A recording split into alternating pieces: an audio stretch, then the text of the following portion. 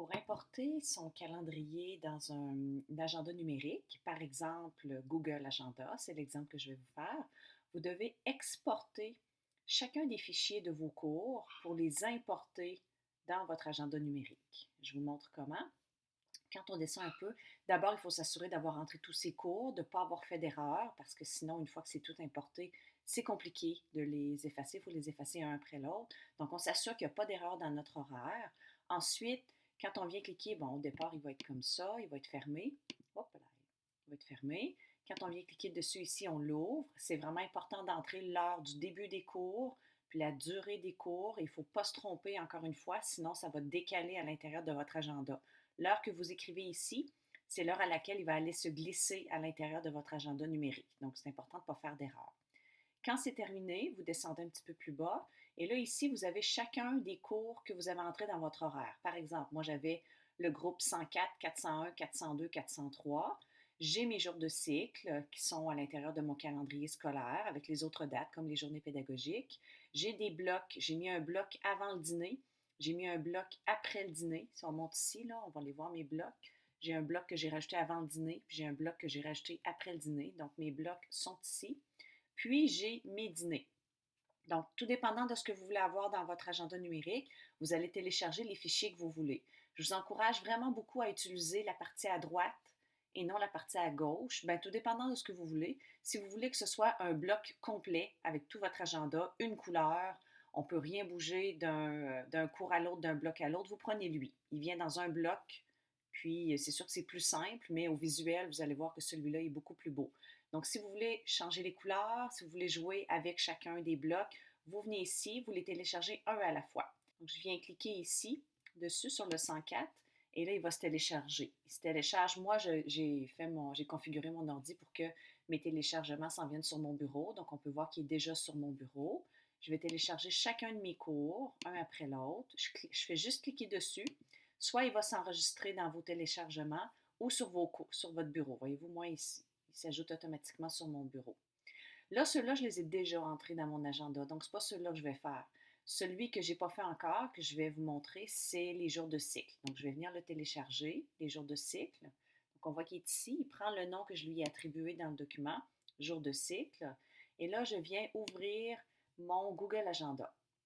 Ici, c'est mon Google Agenda. Donc, je veux un agenda juste pour mes jours de cycle. Ici, je me suis créé un agenda pour 104, un pour 401, 402, 403. J'en veux un pour les jours de cycle. Donc, quand je viens dans les paramètres, ici, mon chien veut rentrer, je vais cliquer sur Ajouter un agenda, créer un agenda. Puis ici, moi, je vais l'appeler cet agenda-là jour de cycle, comme ça. Donc, je le crée. J'ai un nouvel agenda. Je peux revenir. Puis, quand mon agenda est créé, on le voit ici, il est vide, mon agenda. Je veux le remplir de mes jours de cycle, de mon fichier ICS. Donc, je viens sur les trois petits points, dans les paramètres.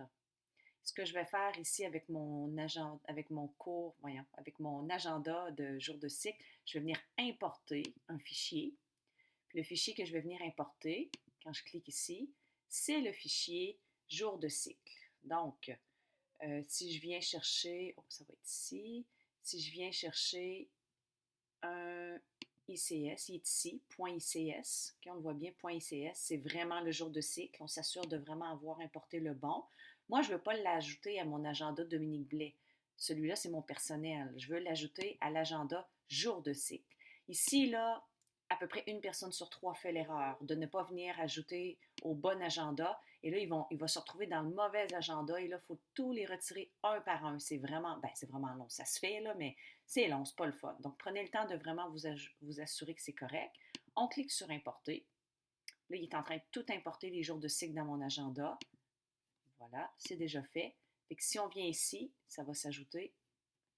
Ce ne sera pas long. Aujourd'hui, mes jours de cycle devraient être là. Jour de cycle, il est là. Donc, si je change... Ah, voilà. Ça commence ici. Donc, j'ai mes jours. Jour 3, jour 4, jour 5. J'ai une journée pédagogique le 25 septembre. Donc, on voit que tout est là. j'avance, j'ai tous mes jours de cycle. Nous, on en a 9. Donc, on a le 19 octobre, journée pédagogique. J'ai une journée de congé ici. Nous, on a des journées d'évaluation que j'avais entrées, donc ça entre. Alors, c'est comme ça qu'on peut importer notre agenda dans un calendrier, dans un agenda numérique. Puis après ça, ce que je fais, c'est que sur mon iPhone, je synchronise, j'ouvre l'application Google Agenda. Puis puisque je suis synchronisée avec mon ordi, j'entre le même compte Google. Puis j'ai tout l'horaire, mon horaire à l'intérieur de mon iPhone. C'est super pratique.